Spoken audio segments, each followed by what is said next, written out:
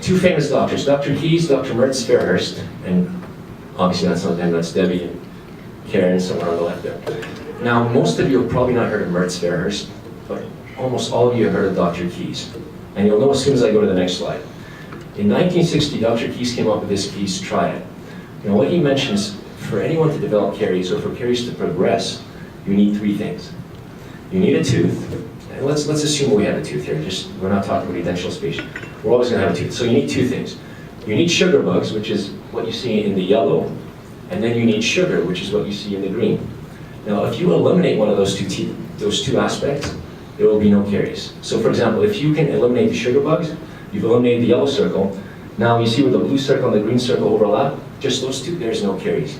And likewise, if you get rid of the sugar, so now you've got rid of the green circle, you're left with the yellow and the blue circle, where those two overlap, you also won't get caries. So you need those two things to get caries.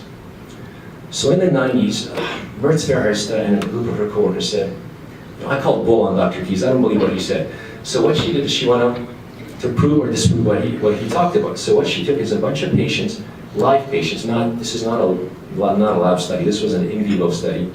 A bunch of patients with cavities, big cavities almost into the pulp. And she restored them. But she didn't restore them in the typical fashion that we would. She left all the decay. What she did is she removed the superficial area and doubled the enamel and restored the tooth. That's all she did. 10 years later, not 10 days, not 10 weeks, not 10 months, 10 years later, we bring these patients back, no symptoms, they open up the tooth and we have caries that has arrested. So she established that the most important aspect of a restoration is not, it's not the removal of decay, it's not the occlusion, it's not retention, it is the seal of the restoration. So let me repeat that. The seal of the restoration is the most important aspect of it.